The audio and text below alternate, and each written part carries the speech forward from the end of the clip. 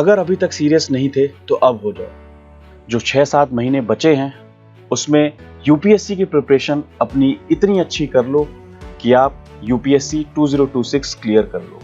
ये बचा हुआ जो टाइम है, अगर आपके पास एक स्ट्रक्चर्ड टाइम टेबल हो, एक रोड मैप हो, तो आप यूपीएससी 2026 का प्रीलिम्स, मेंस एंड इंटरव्यू अभी भी क्रैक कर सकते हो। अगर आप मेहनत करने के लिए रेडी हो तो हम बताएंगे कि इस बचे हुए टाइम में आपको कैसे प्रिपेयर करना है। रिजल्ट ओरिएंटेड गाइडेंस होगी, मेहनत आपकी, गाइडेंस हमारी। शुरू करते हैं इस बचे हुए टाइम को अच्छे से यूटिलाइज करना। Hello everyone, welcome to exam ministry YouTube channel. I hope आप सभी लोग अच्छे होंगे, आपकी तैयारी अच्छी चल रही होगी। आज का जो टॉपिक है, जिस टॉपिक पे मैं डिस्कशन करूंगा, बहुत ही इंपॉर्टेंट टॉपिक है। रीजन बीइंग कि जब हम अपनी प्रिपरेशन स्टार्ट करते हैं, जब मैं स्टूडेंट्स की मेंटरिंग करता हूँ, बहुत से ऐसे स्टूडेंट्स हैं जो मुझसे कहते हैं कि सर अभी बीच का जो टाइम है या जो पहले मैंने प्रिपरेशन स्टार्ट की थी उसका जो समय है वो थोड़ा सा मैं लिथार्जिक हो गया था, या किसी ना किसी काम की वजह से वो उस टाइम की जो तैयारी है वो थोड़ी सी सर इफेक्टिव नहीं हो पाई थी। बट ये लास्ट का जो टाइम बचा है, मेरे को बहुत ही इफेक्टिव वे में प्रिपरेशन करना है। एंड ये क्वेरी एक्चुअली एक या दो स्टूडेंट की नहीं रही है, बहुत स्टूडेंट्स की रही है। मुझे कुछ स्टूडेंट्स के कॉल भी आते हैं, कुछ वर्किंग प्रोफेशनल्स के भी आते हैं कि like I have made up my mind, I have to give my best shot for like preparing for UPSC 2026। So मुझे लगा कि एक स्टेप बाय स्टेप एक स्ट्रक्चर बनाना ज़रूरी है, और आप तक वो step by step guidance provide करना ज़रूरी है कि जो स्टूडेंट्स इस लास्ट के 6 मंथ्स में प्रिपेयर करने की सोच रहे हैं, उनका डेली रूटीन क्या होना चाहिए, क्या उनका गो थ्रू प्रोसेस होना चाहिए, ताकि वो यूपीएससी 2026 के लिए अपने आप को इतना प्रिपेयर कर ले ताकि उनका प्रीलिम्स निकल सके एंड कुछ पोर्शन मेंस के भी हो जाए। And I must tell you that कि ये इम्पॉसिबल बिल्कुल नहीं है। बहुत से ऐसे टॉपर्स हैं जिन्होंने लास्ट 6 मंथ्स 5 मंथ्स में प्रिपेयर करके यूपीएससी का प्रीलिम्स ही नहीं, कंप्लीट यूपीएससी की जो ये प्रोसेस है, प्रीलिम्स, मेंस और इंटरव्यू का तीनों स्टेजेस क्लियर किया है। For example Manish Kumar ji, rank 61 UPSC CSC 2017, Artika Shukla हो गई rank 4। Then there are so many, like मैं नाम बोलते रहूंगा, मेरे पास काफी नाम है। तो अगर वो कर सकते हैं तो आप भी कर सकते हैं, बिल्कुल कर सकते हैं, प्रोवाइडेड स्ट्रक्चर्ड वे में मेहनत, डिसिप्लिन, कंसिस्टेंसी, ये सारी चीजें चाहिए होंगी। तो स्टार्ट करते हैं और समझते हैं कि वो स्टेप बाय स्टेप प्रोसेस क्या होना चाहिए, जिसके लिए हम आज के इस वीडियो में हम जुड़े हैं। और 26 का जो अटेम्प्ट है वो हमारा वेस्ट ना हो, उसके लिए हम फुल फ्लेजेड प्रिपरेशन मोड में आकर तैयारी कर सकें। ठीक है, स्टार्ट करते हैं। अभी हमारा अक्टूबर मंथ चल रहा है, तो अक्टूबर से मई 26, अगर आपको पता हो कि डेट जो है यूपीएससी प्रीलिम्स का जो डेट है, आई गेस वो 24 मई को है, 2026। ठीक है, तो इसके लिए हम क्या अपना हमारी स्ट्रैटेजी होगी, हम नंबर ऑफ डेज को कैसे डिवाइड करेंगे, सब्जेक्ट्स को कैसे डिवाइड करेंगे, वो सारी चीजें समझेंगे हम। ठीक है, तो सबसे पहले अगर हम बात करते हैं कि ये जो मैंने एक स्ट्रक्चर बनाया है, इसमें मैंने नंबर ऑफ डेज डिवाइड कर दिया है सब्जेक्ट वाइज। ठीक है, आई एम अज्यूमिंग दैट कि अगर हम 15th ऑफ अक्टूबर को स्टार्ट करते हैं, लेट्स से हम 15th अक्टूबर को स्टार्ट करते हैं, तो ये 15th अक्टूबर से 15th मई तक ये जाएगा। 15th अक्टूबर से 15 मई तक जाएगा, और टोटल नंबर ऑफ डेज आपके 210। ठीक है, कहा जाता है कि यूपीएससी प्रिपरेशन में कुछ 7 से 8 ऐसे पिलर्स होते हैं, ऐसे सब्जेक्ट्स होते हैं जिनको अगर आप जिनके ऊपर अगर आपकी होल्ड अच्छी हो जाती है, जिसको आप अच्छे से प्रिपेयर कर लेते हैं, तो कुछ हद तक ये कहा जा सकता है कि यूपीएससी आप क्रैक कर सकते हैं। कौन से हैं वो 7 या 8 पिलर्स यूपीएससी के? वो पिलर्स ये हैं, जैसे कि हिस्ट्री सब्जेक्ट हो गया आपका, जीएस हिस्ट्री हो गया, पॉलिटी हो गया, ठीक है, पॉलिटी हो गया आपका, देन ज्योग्राफी हो गया, इकोनॉमी हो गया, इन्वायरमेंट इकोलॉजी हो गया, करंट अफेयर हो गया, there are some miscellaneous topics जैसे कि reports and indices, economic survey हो गए, बजट हो गया, all the economy as a GS subject में सर्वे और बजट आ जाता है। देन साइंस एंड टेक हो गया, ठीक है। ये सारे जो सब्जेक्ट्स हैं ये आपके पिलर्स हैं, ठीक है। And this video is also important for those aspirants जो अभी एक फ्रेश स्टार्ट भी करने की सोच रहे हैं, ठीक है। तो उन सारे बच्चों को ध्यान में रखते हुए मैंने ये वीडियो बनाने का सोचा, and I am very much sure that कि इस वीडियो से आपको जो क्लैरिटी मिलनी चाहिए वो मिलेगी। और एकदम, है ना, स्टार्टिंग से स्टार्ट करना है, अपने ऊपर विश्वास रखना है, और बहुत लोगों ने किया भी है, आप भी करोगे, हो जाएगा, ठीक है। लेट्स, जैसा कि मैंने बताया पहले पिछले स्लाइड में कि 15 अक्टूबर से लेकर 15 मई 2026 की बात करें तो हमारे पास 210 दिन है। उसमें हमने हिस्ट्री एज अ सब्जेक्ट की अगर हम बात करें तो हमें ancient, medieval, modern, art and culture हमें कवर करना है। हमारे पास सोर्सेज उसके लिए क्या है? एनसीईआरटी है, स्टैंडर्ड बुक्स है। अब स्टैंडर्ड बुक्स की बात करें कि तो स्टैंडर्ड बुक्स कौन से हैं हमारे पास? एंशिएंट के लिए हमारे पास आर एस शर्मा है, ठीक है।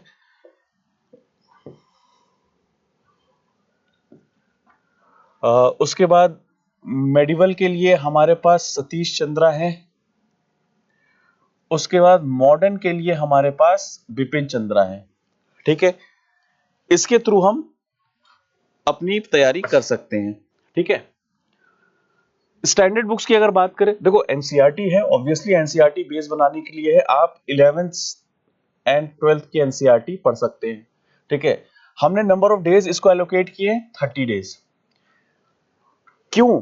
एक रीजन ये भी जानना है, क्योंकि यार देखो history is holds a very important place in this examination, और वास्ट भी है क्योंकि एंशिएंट है, मिडिवल है, मॉडर्न है, आर्ट एंड कल्चर है।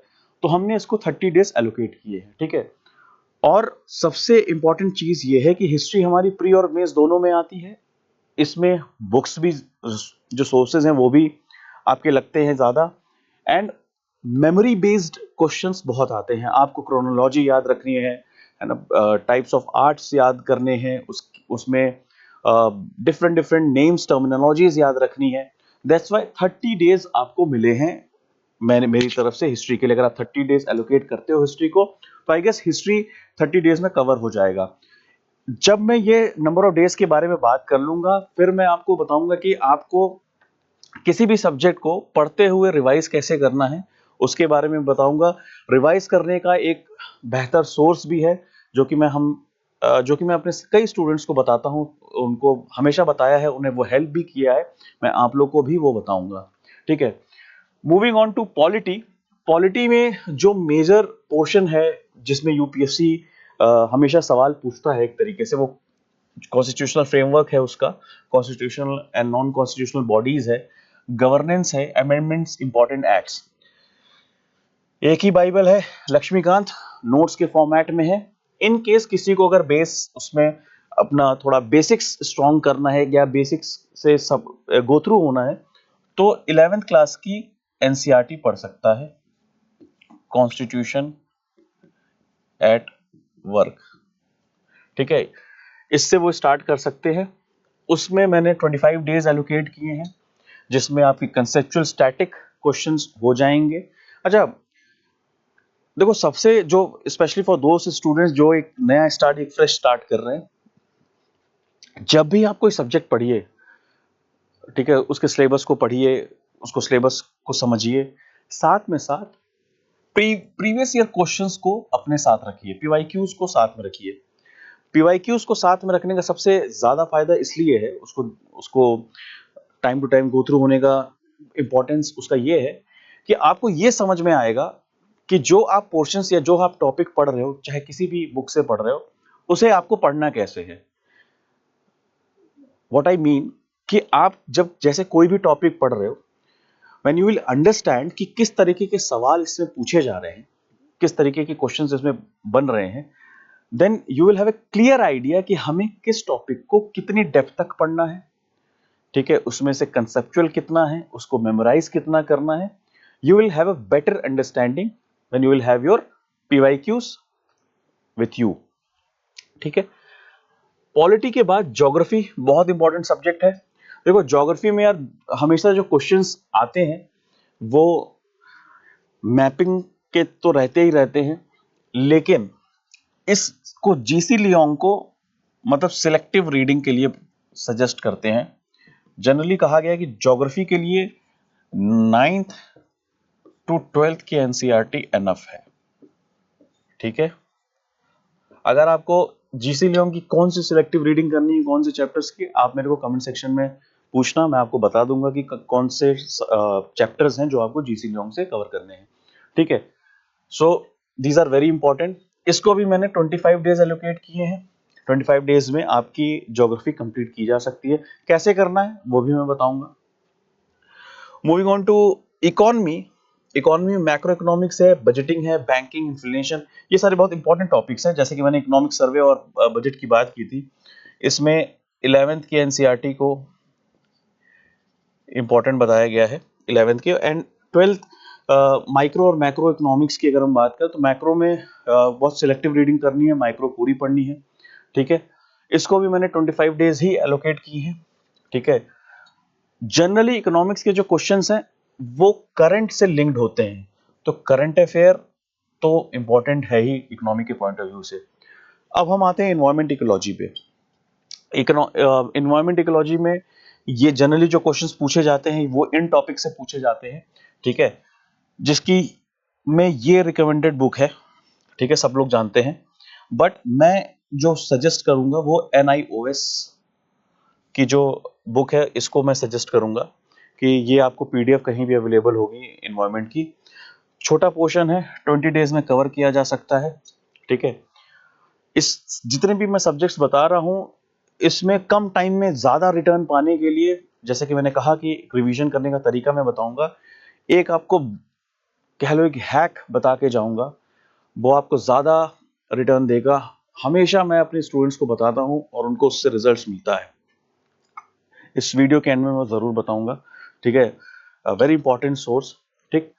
तो और जनरली देखा गया है कि इन्वायरमेंट में भी जो क्वेश्चंस होते हैं करंट अफेयर से ज्यादा पूछे जाते हैं, साइंस से ओवरलैप होता है क्योंकि अब फॉर एग्जांपल करंट अफेयर से कैसे, अब जैसे अगर हम बात करें वर्ल्ड इन्वायरमेंट डे की, अगर हम बात करें तो वर्ल्ड इन्वायरमेंट डे के 3 दिन पहले और वर्ल्ड इन्वायरमेंट डे के 3 दिन बाद, ये जो मैं बात बोल रहा हूँ ये मेरी कही हुई बात नहीं है, ये हमारे chairman Shri DP Agarwal sir, former chairman of UPSC Shri DP Agarwal sir, उनकी कही हुई बात है ये, उनकी बात को मैं कोट कर रहा हूँ कि वर्ल्ड इन्वायरमेंट डे जिस भी दिन मनाया जाता है उसके 2-3 दिन पहले की न्यूज और 2-3 दिन बाद की न्यूज आप UPSC रेलेवेंट बन जाती है, ठीक है। तो हमें करंट अफेयर को इस तरीके से पढ़ना है। Then current affairs, national international events, PIB, government schemes and monthly magazine, जो अपने मन से आप जो आपको सही लगे आप वो फॉलो कर सकते हैं। PIB इज इंपॉर्टेंट, आपको प्रीवियस ईयर के 2025 की प्रीलिम्स क्वेश्चन में बहुत से क्वेश्चन PIB से मिल जाएंगे, ठीक है। इसको भी मैंने सेपरेट 25 डेज क्यों एलोकेट किया है, क्योंकि आप डेडिकेटेड वे में पढ़ सकते हैं। विद आई सजेस्ट कि आप अपने रूटीन में डेली 1 घंटा भी निकाल सकते हैं, या फिर आप इसको लास्ट के मंथ यानी जिसको मैं कहता हूं मई पूरा मई आप एलोकेट कर सकते हैं करंट अफेयर में। रीजन क्या है, करंट अफेयर बहुत ही वास्ट है, मिनिमम 1.5 साल का करंट अफेयर पूछा जाता है। तो अगर आप लास्ट में करंट अफेयर करते हो तो मैं ये कह सकता हूं कि आपको पढ़ने के बाद, रिवीजन करने के बाद आपको रिटेन ज्यादा होगा, ठीक है, क्योंकि current affair is all about fact. जो कंसेप्ट होंगे वो तो आपको आते ही स्टैटिक से, ठीक है। तो इस तरीके से डिवाइड करना है।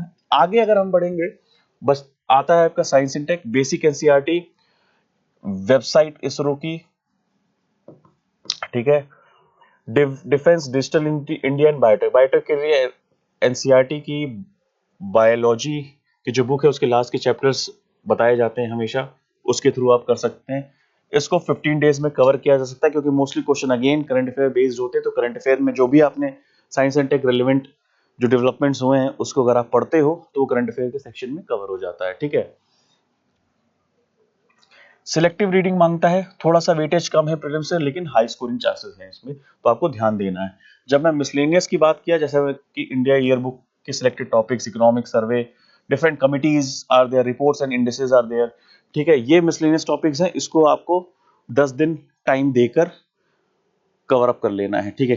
क्यों? क्योंकि बेसिकली ये डेटा ड्रिवन होते हैं एमसीक्यूज, और जब भी प्रीलिम्स में क्वेश्चंस पूछे जाते हैं, उन उन वो जो ट्रैप्स यूपीएससी बनाता है, उस डेटा की कुछ हेरा फेरी करके ही बनाता है, तो इसलिए फैक्ट्स ड्रिवन होता है। ये लास्ट के 10 डेज आप इसको रख सकते हैं, इसके सोर्सेज को आइडेंटिफाई करके, ठीक है, एक जगह बना के रख सकते हैं। अगर आपको इसके सोर्सेज चाहिए तो अगेन यू कैन आस्क कौन से सोर्स फॉलो करने, कमेंट सेक्शन में मैं आपको रिप्लाई करूंगा, ठीक है। साथ में ऑप्शनल सब्जेक्ट जो भी आपने सिलेक्ट किया है, ठीक है, उसको आप अपने हिसाब से चूज कर सकते हैं। इसको आपको खुद मैनेज करना होगा, चाहे आप कहीं से क्लासेस ले रहे हो, चाहे से गाइडेंस ले रहे हो, या डेली 1 से 2 घंटा आपने ऑप्शनल को दिया है। मेरा ऐसा मानना है कि प्रीलिम्स होने तक, जो कि अभी स्टार्ट कर रहे हैं बच्चे, वो एटलीस्ट पेपर 1 अपना कवर कर लें ऑप्शनल के लिए, ठीक है। जो बचे हुए दिन हैं, जिसको मैंने बफर बचे हुए दिन हैं, इसमें हम रिवीजन करेंगे, टेस्ट डेज, पीवाईक्यूज, माइंड वे मैप्स, फुल लेंथ मॉक्स, ठीक है, और जो बैकलॉग्स हैं उनको कवर करेंगे। इसको फॉलो करने से आप एटलीस्ट 2-3 रिवीजन्स आपके हो जाएंगे, ये तो फॉर श्योर है, ठीक है। अब इसको अगर मैं फेजेस में ब्रेक डाउन करूं, तो फेज 1 जो कि पहले बच्चे स्टार्ट कर रहे हैं, एक फ्रेश स्टार्ट दे रहे हैं, 3 महीने का टाइम उनके लिए, जो फेज 1 में है वो अपने फाउंडेशन को डेवलप, बेसिक्स को अपने स्ट्रॉन्ग करेंगे, ठीक है, और स्टैटिक को समझेंगे, स्टैटिक को पढ़ेंगे। तो मोस्टली इसमें स्टैटिक आपका फाउंडेशन आपका बनेगा, स्टैटिक कवर होगा, जैसा कि मैंने इसमें ऑलरेडी दे रखा है सोर्सेस के साथ। एंड डेज भी डिवाइड कर चुका हूं मैं, टाइमलाइन जिसमें मैंने दी है डे 1 से डे 30, 25, 10 डेज मैंने इन्वायरमेंट को दिया है, ठीक है। 10 to 15 डेज में इन्वायरमेंट कवर भी हो सकता है, ठीक है, depending upon the speed and learning capabilities of the student, ये चेंज हो सकता है, आप इसको एज अ रेफरेंस यूज कर सकते हो। इकोनॉमी के लिए एनसीईआरटी है, संजीव वर्मा सर की बुक है और गौरव अग्रवाल सर की बुक है, जो उन्होंने लॉन्च की, काफी अच्छी बुक है, उसको आप रेफर कर सकते हैं। देन जो ये एक तरीके का फेज 2 है, जो एडवांस और डायनेमिक मिक्स है, मिसलेनियस टॉपिक्स, करंट अफेयर्स, इस टाइम आप प्रिपेयर कर सकते हो, compilation notes October to Feb, ठीक है, रिपोर्ट्स एंड इंडिसेस, इस तरीके से आप दिन को डिवाइड कर सकते हो या टाइम को डिवाइड कर सकते हो। नाउ फेज 3 आपका पूरा का पूरा लास्ट के जो टाइम वो रिवीजन और टेस्ट पे जाएगा। देखो होता क्या है कि आप जीएस की रिवीजन करोगे 20 डेज में, देन सेक्शनल टेस्ट दोगे, पीवाईक्यू प्रैक्टिस करोगे, देन फुल लेंथ दोगे, सीसैट मॉक्स दोगे, then there will be a final touch up and current affairs, ठीक है। ये जो टाइम है ये खत्म हो रहा है 15 मई को, still we have 9 days left. तो ये एक रेफरेंस है, इस रेफरेंस को आप यूज कर सकते हो अपने प्रिपरेशन को किस तरीके से प्रिपेयर करना है। और ये मैंने एक जर्नलिस्टिक वे में बनाया है, लेकिन ये मैं आपको गारंटी देता हूं कि अगर इसको एज अ रेफरेंस आप यूज करते हो तो बहुत सी चीजें आपके दिमाग में क्लियर हो जाएगी, कंफ्यूजन खत्म हो जाएगा। Like I said, UPSC is a war my friend. उस वॉर में आपको आपके वेपन्स सिलेक्ट करने होंगे, उस वेपन्स पे ट्रस्ट करना होगा, वही वेपन आपको ये वॉर जिताएंगे। वो वेपन कौन से हैं? वो सोर्सेज हैं जो आप आइडेंटिफाई करके उसको फाइनल करोगे उससे पढ़ने के लिए, ठीक है। अगर मैं एक एग्जांपल की तरह डेली टाइम एलोकेशन आपको बताऊं, एक तरीके का ये टेम्पलेट है, उसको मैं बताऊं कि ये मैंने इसमें जो स्टडी आवर्स रखे हैं, लेट्स से वो मॉर्निंग 6 AM से 10 PM तक का टाइम है, ठीक है। ऑलमोस्ट 6 मंथ बचे हैं इस समय, 6 to 7 मंथ्स अगर अभी बचे हैं तो आपकी मेहनत बहुत दुगनी होनी चाहिए, ठीक है। जो फुल टाइम जो स्टडी कर रहे हैं उनकी मैं बात कर रहा हूँ, एटलीस्ट 12 से 14 घंटे तो मांगेगा ही, ठीक है। अभी जो वर्किंग प्रोफेशनल्स हैं मैं उनके लिए भी एक चीज बताऊंगा, आप निराश और परेशान ना हो। देखो, it's all about your will power and determination. हम इंसान अगर किसी चीज़ के लिए कुछ सोचना है, अगर मतलब सोच रहे हैं किसी चीज़ के बारे में और कुछ चाह रहे हैं कि ये करना है, और अगर वो करने के लिए हम वो चीज़ ठान लेते हैं, तो कोई चीज़ बची नहीं रहती, कि कोई ऐसी चीज़ है नहीं जो हम नहीं कर पाएँ। और अगर आपको अपना करियर बनाना है इस फील्ड में, यूपीएससी के सिविल सर्विसेज में, तो यार मेहनत, कंसिस्टेंसी, हार्ड वर्क, और मेहनत एक ही हो गया, सॉरी, ये सारी चीज़ें चाहिए। तो ये बचे हुए कुछ मंथ अपने इस तरीके से अपने आप को झोंक दो कि भाई अब जब तक कि सिलेक्शन नहीं होगा तब तक उसी फ्लो में, उसी कंसिस्टेंसी के साथ मेहनत करते रहेंगे। और इस बचे हुए टाइम को ऐसे यूटिलाइज करो कि शायद ये बचा हुआ टाइम जो है 6 से 7 महीने का, ये आपको दोबारा कभी नहीं मिलेगा। Give it your best shot, and to give your best shot we are here to guide you. That's why हमने ये एक रेफरेंस टाइम एलोकेशन वाला भी बनाया है। आप इस तरीके से अपने पूरे डेली के शेड्यूल को प्लान कर सकते हो। ऑप्शनल को 1 से 2 घंटा दे सकते हो, देन 1 घंटे का आप ब्रेक ले सकते हो, ठीक है। उसके बाद यहाँ 2 घंटे का ब्रेक है, ठीक है। आप अपने कोर सब्जेक्ट पढ़ सकते हो। देन यहाँ पे आप अपने जो, अगर आप 1 महीने में 2 सब्जेक्ट्स लेके चल रहे हो, तो ये सेकंड सब्जेक्ट हो सकता है, या तो जो पढ़ा है उसकी नोट मेकिंग हो सकती है उसमें, ठीक है। देन अगेन 1 घंटे का यहाँ ब्रेक है। देखो, ब्रेक बहुत ज़रूरी है दिमाग को शांत रखने के लिए, ठीक है। ये डेली, जैसा कि मैंने कहा, करंट अफेयर्स आप पढ़ सकते हो, करंट अफेयर का टाइम है यहाँ पे, ठीक है। देन यहाँ से आपकी 6 बजे से जो 6 से 8 की जो कंसिस्टेंसी वो पूरी रहेगी, ठीक है। यहाँ पे सॉरी, ये रिवीजन वाला टाइम है, आप रिवाइज कर सकते हो। यहाँ पे करंट अफेयर वाला टाइम है, यहाँ पे आप पीवाईक्यू प्रैक्टिस कर सकते हो या सीसेट प्रैक्टिस कर सकते हो। देखो, एक चीज समझना, जो जो कि मैं बता रहा था कि आपको रिवीजन कैसे करना है। लेट्स से आपने as a subject polity start किया, और आपने पहले दिन डे 1 में आपने 20 पेजेस पढ़े, ठीक है। डे 2 आपको स्टार्ट करना है 21st पेज से, ठीक है। लेकिन आप स्टार्टिंग का 30 मिनट्स दोगे 1 से 20 पेज को रिवाइज करने में, ठीक है।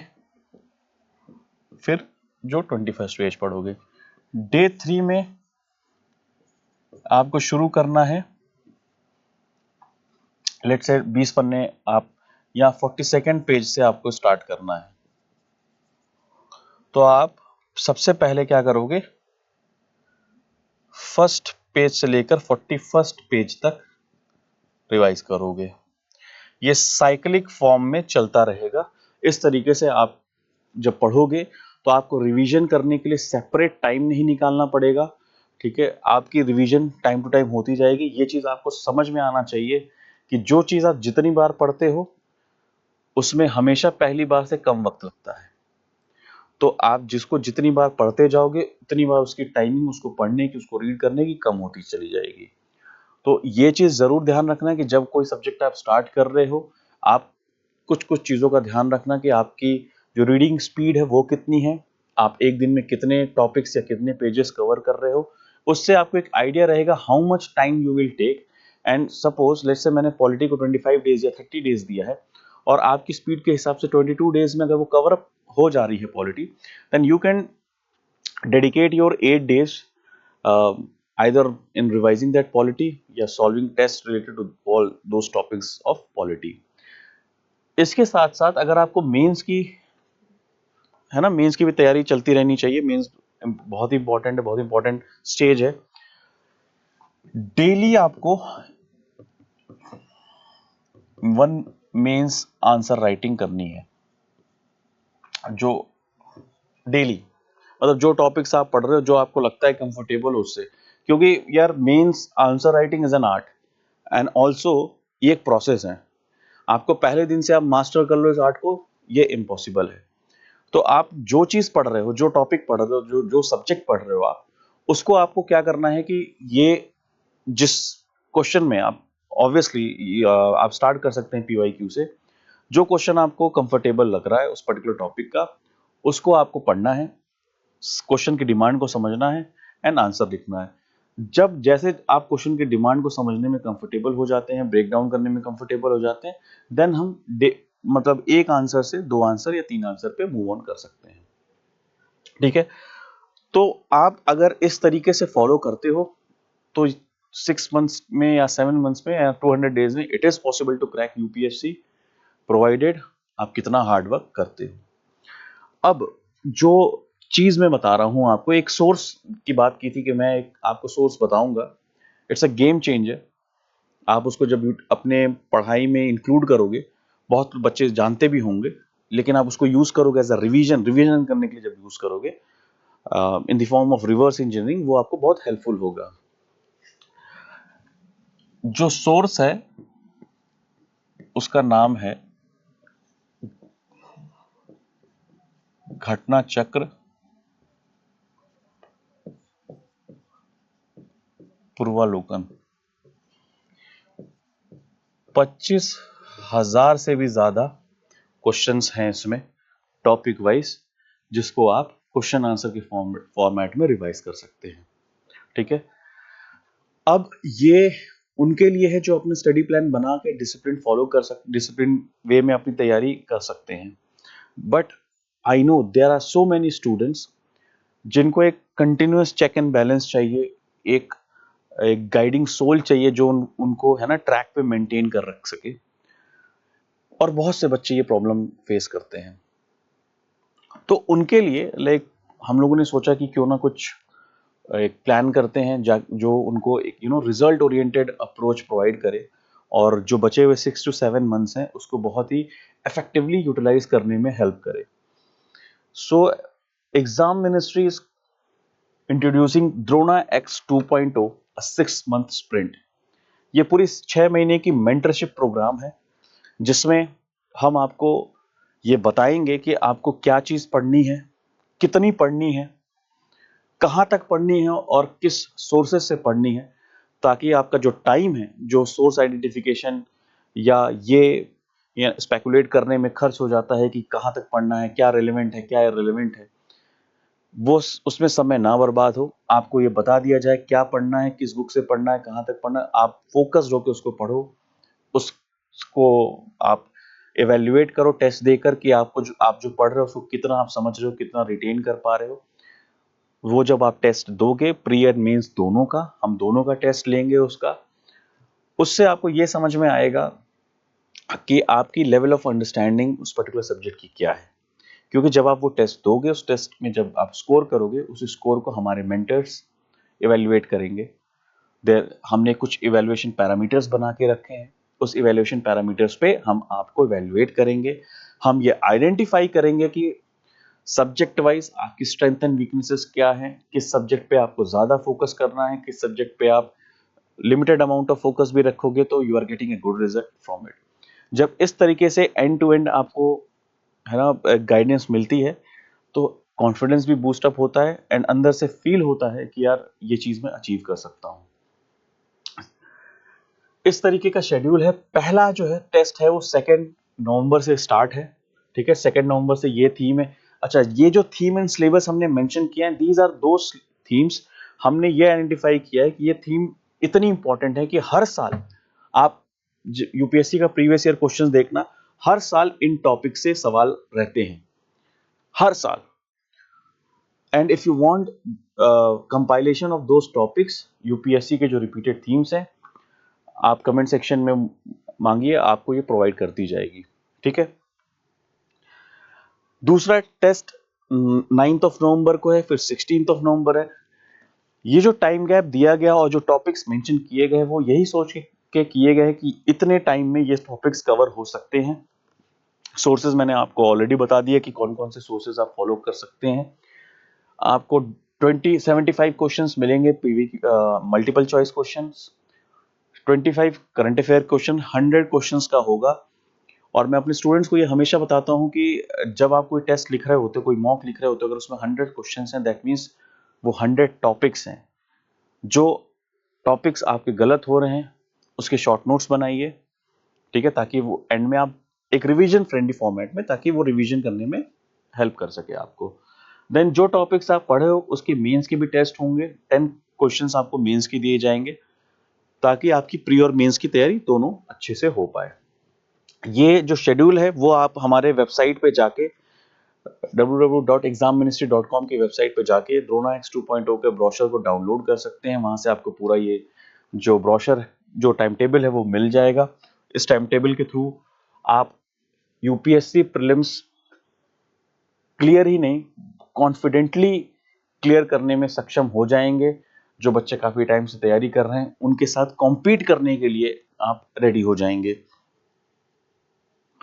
तो जैसा कि ये टाइम टेबल है, इस टाइम टेबल को मैंने पूरा इंक्लूड किया है। आप देख सकते हो एटलीस्ट 25 प्लस या 30 के आसपास टेस्ट हैं प्रीलिम्स के, and near about 20-25 plus test हैं मेंस के। इसमें हमने अलग टेस्ट एक रखा है इकोनॉमिक्स सर्वे का भी, बजट का भी, government schemes and reports include किया गया है इसमें, जो कि हर साल यूपीएससी कुछ ना कुछ सवाल पूछता है, ठीक है। देन आपके फुल मॉक भी स्टार्ट हो जाएंगे, जो कि प्रीलिम्स, हम जो बच्चे हमारे साथ ऑफलाइन जुड़ते हैं यहाँ एग्जाम मिनिस्ट्री सेंटर पे, उनको हम यूपीएससी के इन्वायरमेंट, जैसे यूपीएससी एग्जाम लेता है उसी इन्वायरमेंट में हम एग्जाम लेते हैं, सेम उसी टाइम पे, ताकि हम एग्जाम के पहले उनको वो एग्जाम के लिए प्रिपेयर कर सके, उस एग्जाम हॉल के लिए प्रिपेयर कर सके, क्योंकि most of the students gate nervous जब वो पेपर देने जाते हैं और अपना पेपर गड़बड़ करके आते हैं, ठीक है। तो बहुत ही स्ट्रैटेजिकली प्रिपेयर किया है हमने इसको, जो आपको हेल्प करेगा यूपीएससी क्लियर करने में। हमने एक इवैल्यूएशन पैरामीटर्स भी बनाए हुए हैं इसमें, ठीक है, जिसमें हम इन पैरामीटर्स के बेसिस पे आपको इवैल्यूएट करेंगे, आपको बताएंगे कि आपकी स्ट्रेंथ एंड वीकनेसेस क्या हैं, and will make sure that कि जब आप हमारा ये द्रोणा X 2.0 का लास्ट टेस्ट लिख रहे होंगे तो आपकी वीकनेसेस वाले कॉलम खत्म हो जाएं या कम हो जाएं, कम से कम हो जाएं, और स्ट्रेंथ आपकी बढ़ जाए। इस तरीके से आपकी हम पैरामीटर्स के बेसिस पे, इस तरीके से हम आपकी ये जो मेंटरशिप शीट है इस तरीके से फिलअप करेंगे। ये शीट आपके पास रहेगी, आप खुद देखोगे कि टेस्ट 1 से लेकर टेस्ट 5 तक आपने कितना इंप्रूव किया है और कितनी परसेंटेज ऑफ एक्यूरेसी आपकी बढ़ी है। द्रोणा X 2.0 में ये हम के मेंटर्स हैं स्टार्टिंग फ्रॉम 2 नवंबर। ये मेंटर्स बहुत ही, जो जितने लोग भी इसमें इंक्लूडेड हैं, हम काफी टाइम से अपनी टाइम एंड एनर्जी दे रहे हैं यूपीएससी के स्टूडेंट्स को गाइड करने में। बहुत से स्टूडेंट्स को गाइड किया है, दे आर सिलेक्टेड आल्सो।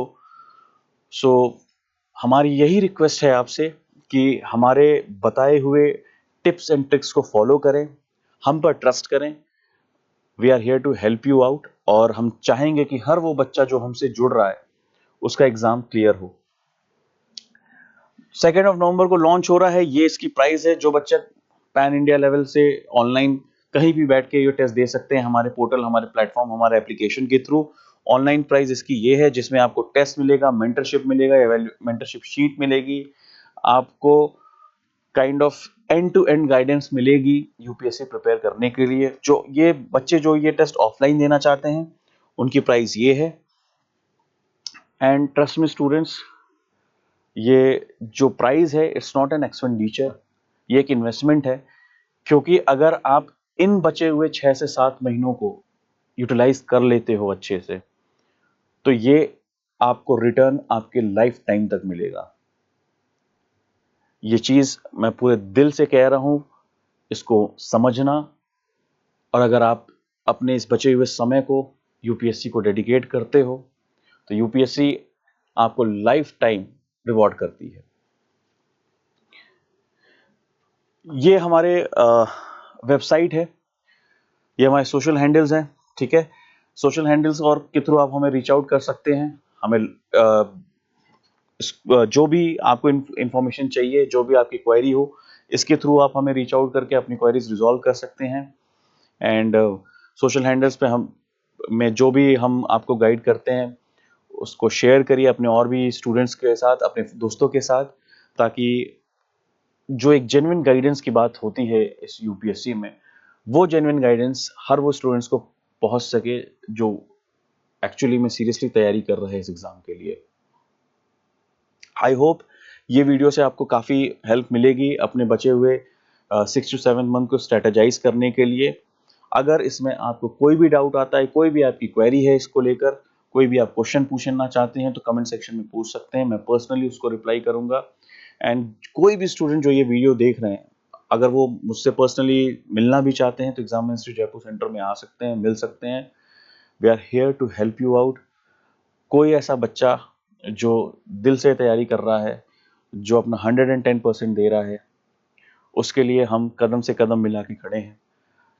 आप मेहनत करेंगे, आपका रिजल्ट आएगा, और उस रिजल्ट को लाने के लिए जितनी हमसे हेल्प हो सकती है वो हम करेंगे। Thank you so much.